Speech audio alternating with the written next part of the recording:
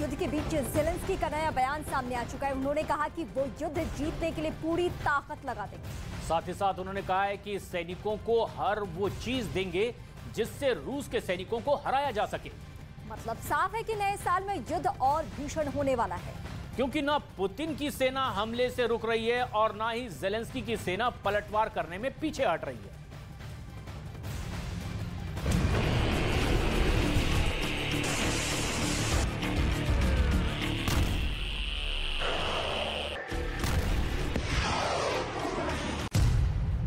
जंग के मैदान में उतरे ज़ेलेंस्की।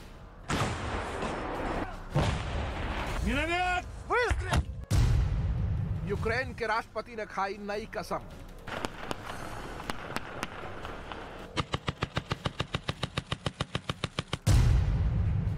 नए साल में तबाही का नया प्लान। 10 महीने तबाही घनघोर हुई। 10 महीने में दो देशों की सेनाओं ने जीत के लिए अपनी पूरी ताकत लगा दी, लेकिन युद्ध अभी भी किसी निर्णायक मोड़ पर नहीं पहुंचा। अब महायुद्ध में नया उद्घोष हुआ है। दो देशों के राष्ट्रीय अध्यक्ष ने जीत के लिए नई रणनीति बनाई है। दो देशों के राष्ट्रपति ने महायुद्ध को निर्णायक मोड़ पर पहुंचाने के लिए नई कसम खाई है। अभी हाल ही में यूक्रेन के राष्ट्रपति ज़ेलेंस्की जंग के मैदान में उतरे, यूक्रेन के सैनिकों से मुलाकात की, बखमुत का दौरा किया। वो डोनबास के दूसरे शहरों में भी गए। अपने सैनिकों से मिलने के बाद लौटे तो नया ऐलान कर दिया। З нашої Бахмутської фортеці. Був там сьогодні, щоб підтримати наших бійців, вручити державні нагороди, подякувати їм, усім нашим героям, тим, хто обороняє там не лише Бахмут і не лише наш Донбас, але й всю Україну. Маємо це розуміти, абсолютно всі. ज़ेलेंस्की ने साफ किया कि वो अपनी जमीन का एक टुकड़ा भी रूस को नहीं देंगे। यूक्रेन की हर इंच जमीन के लिए लड़ाई जारी रखेंगे। वो यूक्रेन की जीत के लिए पूरी ताकत लगा देंगे। हर कब्जा किया हुआ हिस्सा रूस से छीन लेंगे। फिलहाल रूस की सीमा से लगे यूक्रेन के 4 राज्य डोनेट्स्क, लुहांस्क, ज़पोरिज़िया और खेरसोन पर रूस का कब्जा है। डोनेट्स्क के बखमुत शहर में दो देशों की सेनाओं के बीच जोरदार लड़ाई चल रही है। डोनेट्स्क का दौरा कर लौटे यूक्रेन के राष्ट्रपति ने साफ कर दिया कि वो डोनेट्स्क के किसी भी इलाके को रूस के लिए नहीं छोड़ेंगे। यानी नए साल में भी युद्ध लड़ने की कसम ज़ेलेंस्की ने खाई है। उधर ज़ेलेंस्की की सेना के कमांडर ने नए साल में भी युद्ध लड़ने का ऐलान कर दिया है।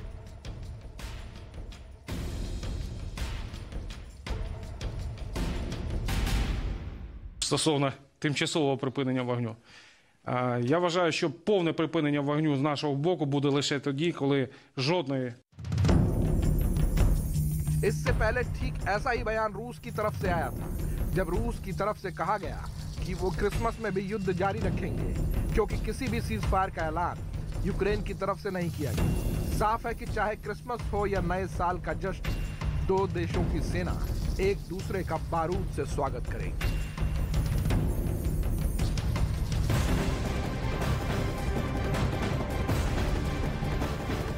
और इस भीषण युद्ध के बीच कीव ने अब बेलारूस को लेकर के एक बड़ा दावा किया है और बताया ये गया है कि रूस ने बेलारूस को S-400 एयर डिफेंस सिस्टम दिया है। दावा ये भी किया गया है कि बेलारूस को यह डिफेंस सिस्टम तब दिया गया जब हालात कुछ और थे। 19 तारीख को दरअसल पुतिन ने बेलारूस के राष्ट्रपति से मुलाकात की थी और उसके तुरंत बाद ये एयर डिफेंस सिस्टम दे दिया गया है।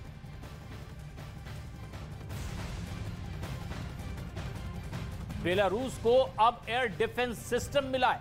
ये सबसे अहम है कि रूस ने S-400 air defence system Belarus को दिया है और अब रूस चाहता है कि अब कई कोनों से यूक्रेन को घेरा जाए।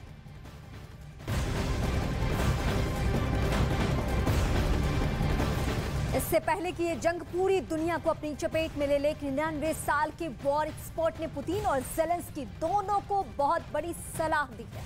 दरअसल वर्ल्ड वॉर ना हो, इसके लिए इस एक्सपर्ट की बात को समझना भी बहुत जरूरी है। उसकी वार्निंग ऐसी है कि बाइडेन भी घबरा जाएंगे।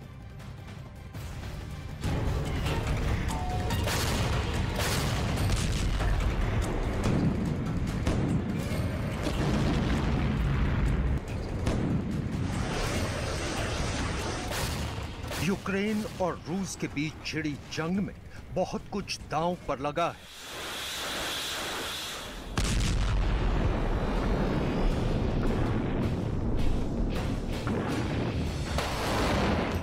दांव पर लगी है एक मुल्क की आजादी।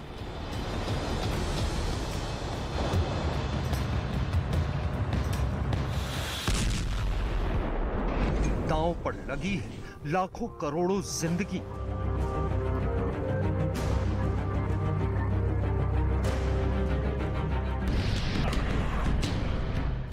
दांव पर लगी है रूस जैसे महाशक्तिशाली देश की साख। दांव पर लगी है पुतिन की कभी हार न मानने वाली जिद।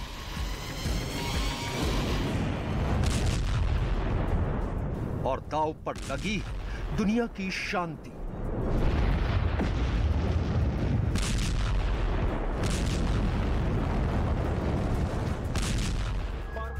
इस वक्त जब पूरी दुनिया को तीसरे विश्व युद्ध का डर सता रहा है और दुनिया की सबसे बड़ी सेना वाले नेटो चीफ की भी नींद डर ने उड़ा रखी है, वो नाम है वर्ल्ड वॉर 3।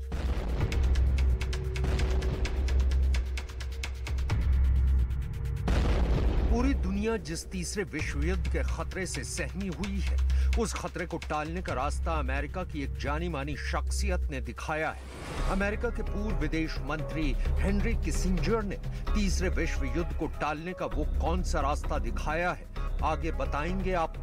लेकिन पहले जान लीजिए कि हेनरी किसिंजर कौन है और किसिंजर जब बोलते हैं तो दुनिया उनकी बात बेहद गौर से क्यों सुनती है। दरअसल हेनरी किसिंजर वो शख्स हैं जिनकी पहल पर 1949 में चीन और अमेरिका के रिश्ते पहली बार सामान्य हुए थे। इसलिए उस हेनरी किसिंजर की सलाह सुनना बेहद जरूरी है, क्योंकि उनकी सलाह किसी जमाने में अमेरिकी राष्ट्रपति रिचर्ड निक्सन भी मानते थे।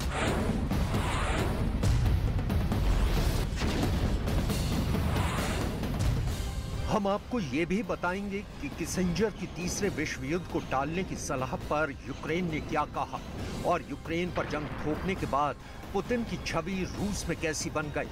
क्या रूस में पुतिन की छवि राष्ट्रवादी नेता के तौर पर और ज्यादा मजबूत हुई है या फिर उनकी साख को वट्टा लगा है। चलिए अब आपको बताते हैं कि हेनरी किसिंजर ने यूक्रेन रूस की जंग को तीसरे विश्व युद्ध का महाविनाशक रूप लेने से रोकने के लिए कौन सा रास्ता सुझाया है। दरअसल किसिंजर ने रूस और यूक्रेन समेत पूरी दुनिया को दो अहम सुझाव दिए हैं, जिस पर अगर दुनिया अमल करती है तो धरती को बंजर और वीरान होने से बचाया जा सकता है।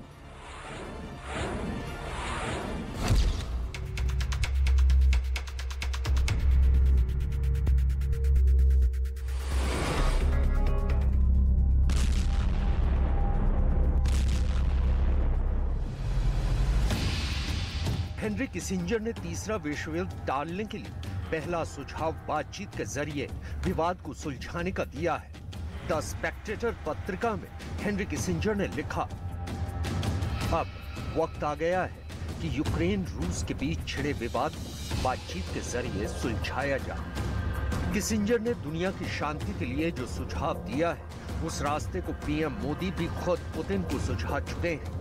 इसी साल सितंबर में पीएम मोदी ने समरकंद में आयोजित एससीओ समिट के दौरान राष्ट्रपति पुतिन को सलाह देते हुए कहा था कि ये युग युद्ध का नहीं है। एक्सेलेंसी, मैं जानता हूं कि आज का युग युद्ध का है नहीं, और हमने फोन पर भी कई बार आपसे इस विषय में बात की है कि डेमोक्रेसी और डिप्लोमेसी और डायलॉग, ये सारी बातें ऐसी हैं कि जो दुनिया को एक स्पर्श करती है। पुतिन को पीएम मोदी का इशारा साफ था कि हथियारों से नहीं बल्कि बातचीत से यूक्रेन के साथ पैदा हुए विवाद को सुलझाने में ही रूस की समझदारी है। तब पुतिन ने इस बात को मानते हुए कहा था कि वो पीएम मोदी की चिंता को समझते हैं। हेनरी किसिंजर ने दूसरा सुझाव नेटो को दिया है। उन्होंने कहा कि नेटो को जल्द से जल्द यूक्रेन को अपने संगठन में शामिल कर लेना चाहिए। द स्पेक्टेटर पत्रिका में उन्होंने लिखा, दुनिया में शांति के लिए यूक्रेन को अब नेटो से जोड़ना चाहिए। तटस्थता का विकल्प अब सार्थक नहीं है।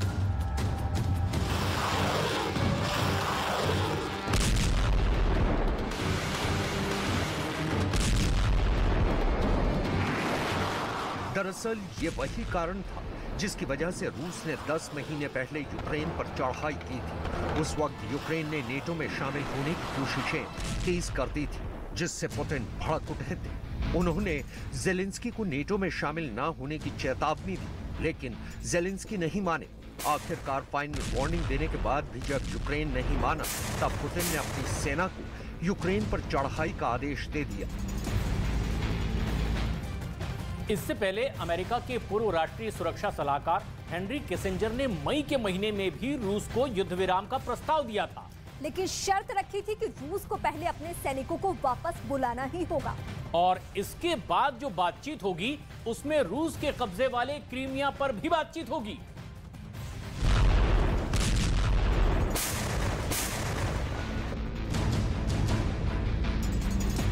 हेनरी किसिंजर ने नेटो देशों को सलाह दी है कि वो युद्ध की आग में झुलस रहे यूक्रेन का हाथ थाम ले, ताकि एक कमजोर देश को रूस जैसे ताकतवर देश के कहर से अब भी बचाया जा सके। क्योंकि नेटो का हिस्सा बनते ही यूक्रेन पर रूस को हमला बंद करना होगा।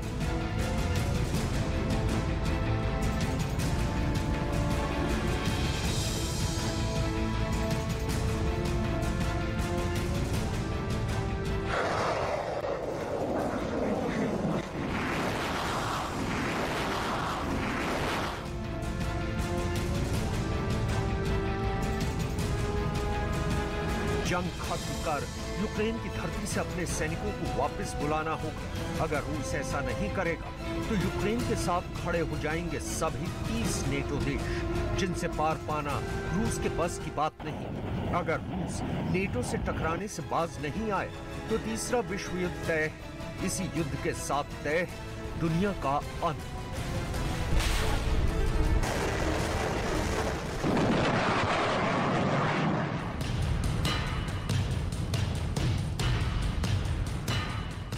इससे पहले हेनरी किसिंजर ने मई के महीने में भी रूस को युद्ध विराम का प्रस्ताव दिया था, लेकिन शर्त रखी थी कि रूस को पहले अपने सैनिकों को वापस बुलाना होगा।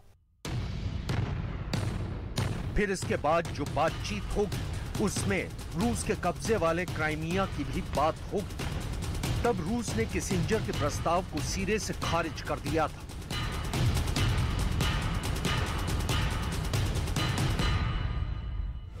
किसिंजर ने एक बयान में कहा था कि अगर रूस क्राइमिया पर अपने कब्जे को नहीं छोड़ता है तो क्राइमिया की जनता के साथ न्याय करने के लिए अंतर्राष्ट्रीय स्तर पर निगरानी वाला जनमत संग्रह आयोजित कराया जाए, जिससे साफ हो जाएगा कि क्राइमिया के लोग रूस के साथ जाना पसंद करेंगे या यूक्रेन के साथ। हालांकि किसिंजर की सलाह के बाद हालात बहुत बदल गए हैं। रूस ने यूक्रेन के 4 और राज्यों पर कब्जा कर लिया है।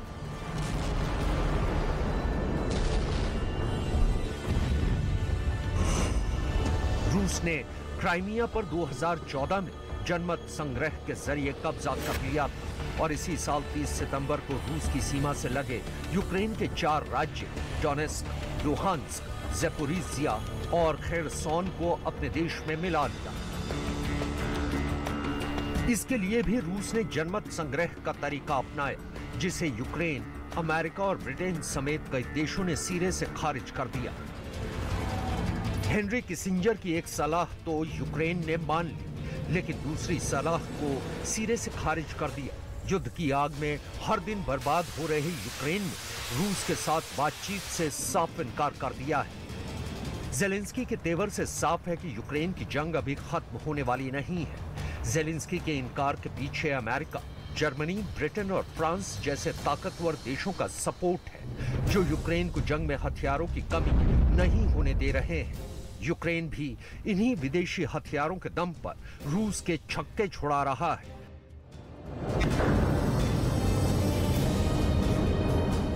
दस महीने की जंग के बाद भी रूस के सैनिक कीव में कदम नहीं रख पाए हैं, तो इसके पीछे यूक्रेन में मौजूद वो विदेशी हथियार ही हैं जिन्होंने रूसी सैनिकों के आगे लक्ष्मण रेखा खींच दी है।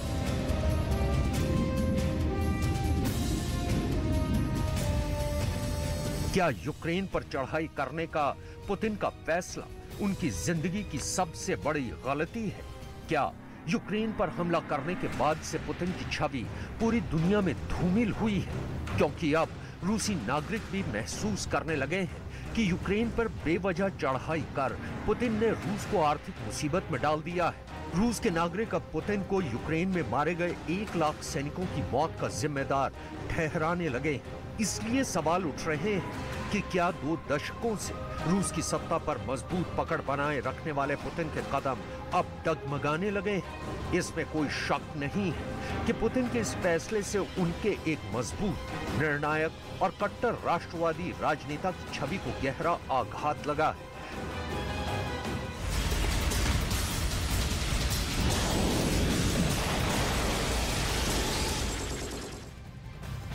और अब आपको दिखाते हैं युद्ध से जुड़ी हुई 10 बड़ी खबरें, फटाफट अंदाज में। युद्ध के बीच पहली बार यूक्रेन के राष्ट्रपति जेलेंस्की का विदेशी दौरा, राष्ट्रपति बाइडेन से करेंगे मुलाकात, अमेरिकी संसद को भी करेंगे संबोधित। अपने अमेरिका दौरे से पहले राष्ट्रपति जेलेंस्की ने किया ट्वीट, लिखा 2 देशों के बीच सैन्य भागीदारी को मजबूत करेंगे। यूक्रेन की सेना के एक बड़े कमांडर ने किया बड़ा ऐलान, कहा रूस के खिलाफ युद्ध नहीं रुकेगा, सीज फायर का ऑर्डर तभी दिया जाएगा जब यूक्रेन की धरती से घुसपैठिए बाहर होंगे। कीव ने बेलारूस को लेकर किया बड़ा दावा, बताया गया कि रूस ने बेलारूस को S-400 एयर डिफेंस सिस्टम दिया है। 2023 के शुरुआती हफ्ते में यूक्रेन को मिल सकती है फ्रांस से हथियारों की मदद, पश्चिमी मीडिया में दावा, यूक्रेन को सीजर तोप दे सकता है फ्रांस। आज रूस के रक्षा मंत्रालय के साथ बैठक करेंगे राष्ट्रपति पुतिन, 15,000 सैन्य कमांडर वीडियो कॉन्फ्रेंसिंग के जरिए जुड़ेंगे। डॉनेट्स्क में रूस और यूक्रेन के बीच भीषण जंग, रूस ने यूक्रेन के हेलीकॉप्टर को मार गिराने का दावा किया। मारियोपोल से आई भारी तबाही की तस्वीरें, वीडियो में पूरी तरह से वीरान दिखा शहर, इमारतों को भी भारी नुकसान का दावा। यूक्रेन के साथ जारी जंग के बीच रूस और चीन का संयुक्त नौसैनिक अभ्यास 21 दिसंबर से 27 दिसंबर तक पूर्वी चीन सागर में होगी नौसेना की ड्रिल। रूस यूक्रेन युद्ध के बीच रूसी सैनिकों ने बेलारूस की धरती पर की मिलिट्री ड्रिल, बर्फ से ढकी वादियों में गरजी तोपें, आधुनिक हथियारों के साथ दोनों देशों के सैनिकों ने किया वॉर एक्सरसाइज।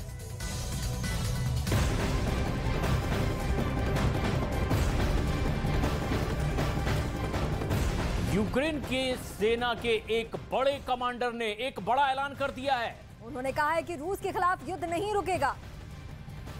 सीज फायर का ऑर्डर तभी दिया जाएगा जब यूक्रेन की धरती से घुसपैठिए बाहर होंगे। तो सीज फायर नहीं रोकने की बात कही गई है, युद्ध जारी रखने का ऐलान किया गया है। सीधे सीधे 2 टुकिए कहा गया है, जब तक ये घुसपैठिए बाहर नहीं जाएंगे तब तक सीज फायर नहीं होगा। सीज फायर न करने का ऐलान कर दिया गया है कमांडर की ओर से। यूक्रेन लगातार पलटवार जारी रखेगा। उसने कहा है कि जब तक घुसपैठिए बाहर नहीं जाएंगे सीज फायर का सवाल ही नहीं उठता।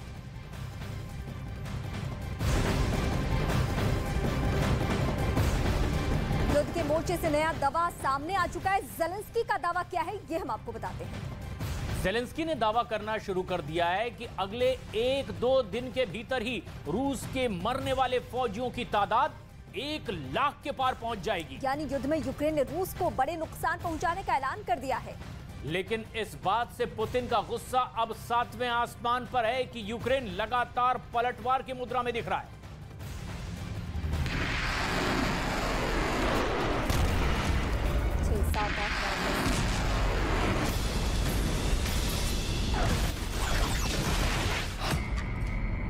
चौबीस घंटे में क्या हुआ? आखिर पुतिन ने ऐसा क्या किया कि सबको लगने लगा कि कयामत ज्यादा दूर नहीं है?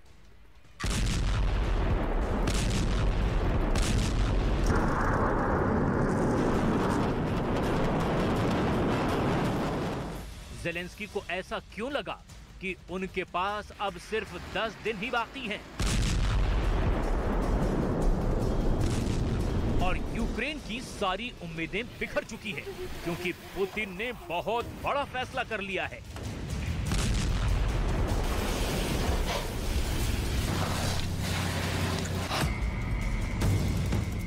युद्ध पर सबसे खुफिया रिपोर्ट देखिए जो सीधे पुतिन के परमाणु कैंप से आई है। क्योंकि पुतिन ने अब गोदाम से निकाल लिया है दुनिया का सबसे बड़ा परमाणु बॉम्बर, जिससे पुतिन ज़ेलेंस्की से ज्यादा बाइडेन को डराना चाहते हैं।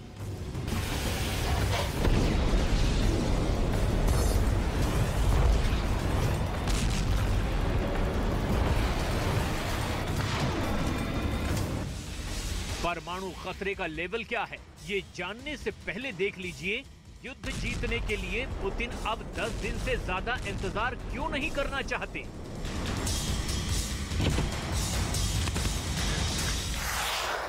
उनकी एक ताजा वार्निंग बहुत गौर से देखिए।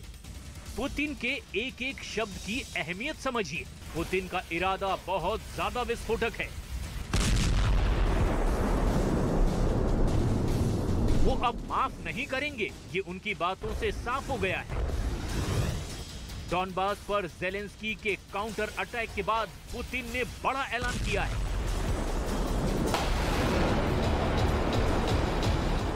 Отметить подразделения органов безопасности, которые начали действовать в новых регионах России.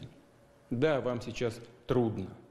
Обстановка в Донецкой и Луганской народных республиках, в Херсонской и Запорожской областях крайне сложная.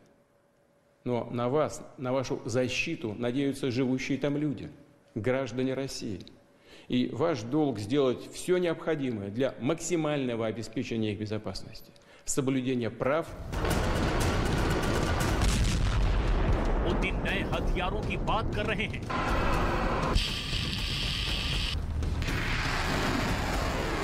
पुतिन नए बम की बात कर रहे हैं और सेना की नई फॉर्मेशन की बात कर रहे हैं।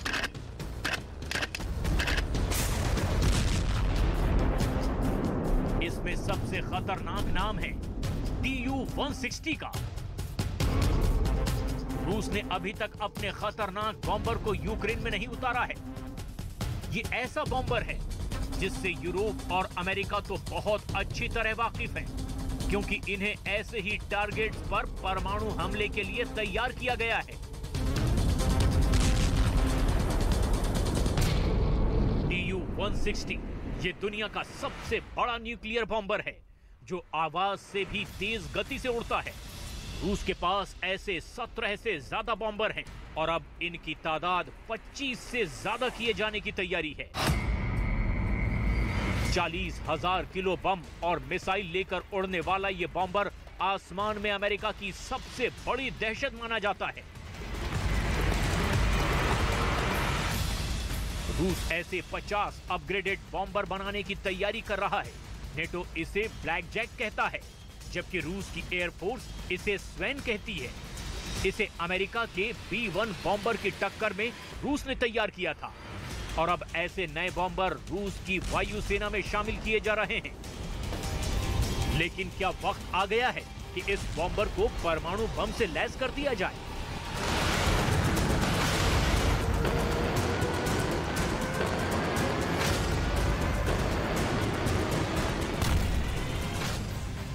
और ये युद्ध जैसे जैसे आगे बढ़ रहा है, स्ट्रेटेजी भी बदलती चली जा रही है और सिर्फ सैनिकों पर ही नहीं बल्कि अब हथियारों पर भी हमला हो रहा है। और ज़ेलेंस्की जिन हथियारों का इस्तेमाल कर रहे हैं उनको भी अब रूस ने अपने टारगेट पर ले लिया है। लेकिन ज़ेलेंस्की का काउंटर अटैक किस तरीके का है ये हम आपको बताते हैं। मिसाइल और रॉकेट की बरसात ने ज़ेलेंस्की को दहशत से भर दिया इस वक्त। और तब रूस को भी एक बड़ा झटका लगा, ऐसा झटका जिसका बदला लेने के लिए पुतिन की सेना भी अब पूरी तरह से बेताब नजर आती है।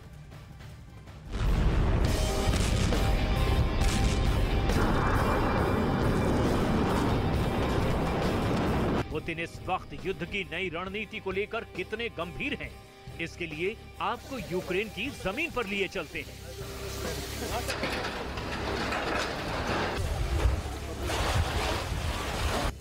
क्योंकि इस युद्ध को 300 दिन हो चुके हैं। युद्ध की इस तीसरी सेंचुरी को और खतरनाक बनाने के लिए पुतिन ने 20 ड्रोन से कैपिटल क्यू पर हमला किया है।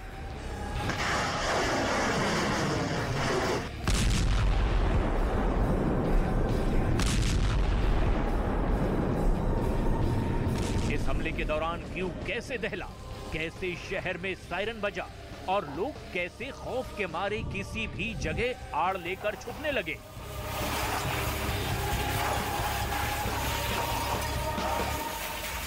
इसकी रिपोर्ट ज़ेलेंस्की तक भी पहुंची। यूक्रेन का दावा है कि पुतिन ने 20 ड्रोन से हमले किए, लेकिन उसमें 15 ड्रोन मार गिराए गए। यानी पुतिन का स्ट्राइक रेट रहा सिर्फ 25%, जिससे जाहिर है पुतिन बिल्कुल खुश नहीं होंगे।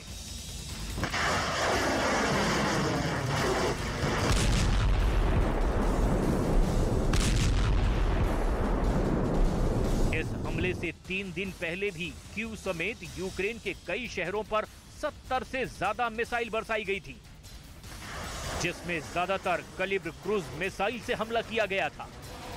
ये पुतिन का माइंड गेम है और इसे समझेंगे तो पता चलेगा कि पुतिन यूक्रेन की लड़ाई कैसे लड़ना चाहते हैं।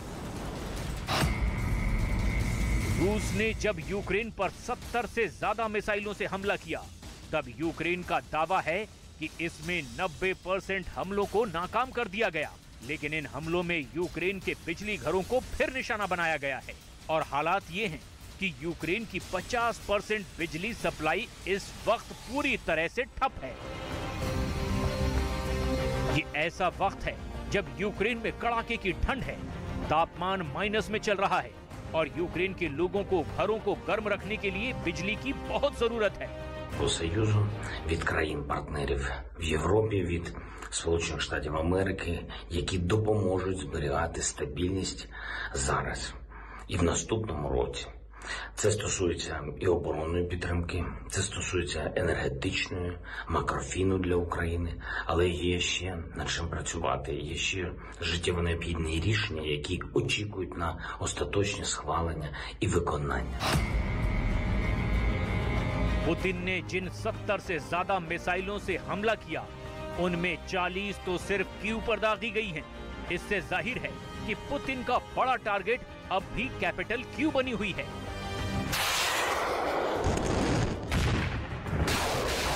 В пятницу, 16 декабря, по системам военного управления, оборонно-промышленного комплекса и обеспечивающим их объектам энергетики Украины нанесен массированный удар высокоточным оружием большой дальности воздушного и морского базирования.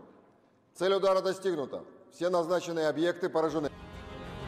सवाल ये भी है कि पुतिन बिजली वाले पावर सेंटर पर तो हमला कर रहे हैं, लेकिन वो ज़ेलेंस्की यानी यूक्रेन के पॉलिटिकल पावर सेंटर पर हमले से क्यों बच रहे हैं? इससे बचने के लिए यूक्रेन की ताकत अभी तक उसके डिफेंसिव मिसाइल सिस्टम रहे हैं। चाहे वो रूस की एयरफोर्स को रोकना हो या फिर उसके टैंक को।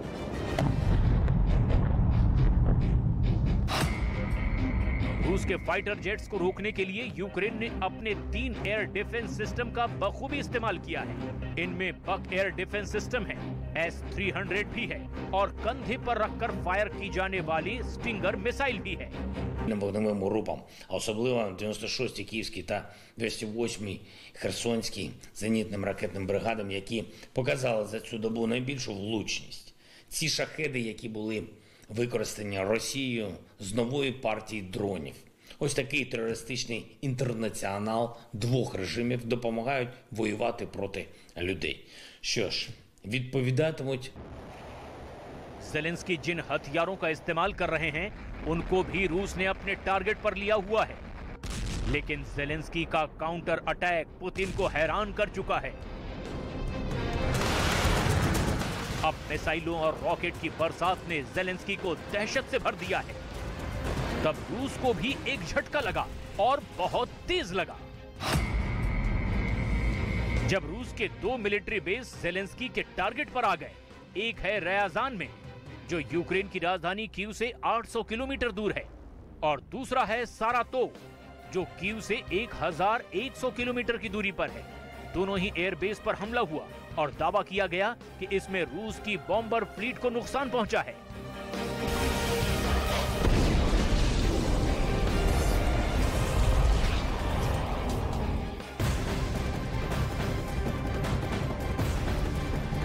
युद्ध के बीच यूक्रेन के राष्ट्रपति ज़ेलेंस्की अमेरिका का दौरा करने वाले थे और अपने इस अमेरिका दौरे के दौरान वो जो बाइडेन से भी मुलाकात करेंगे।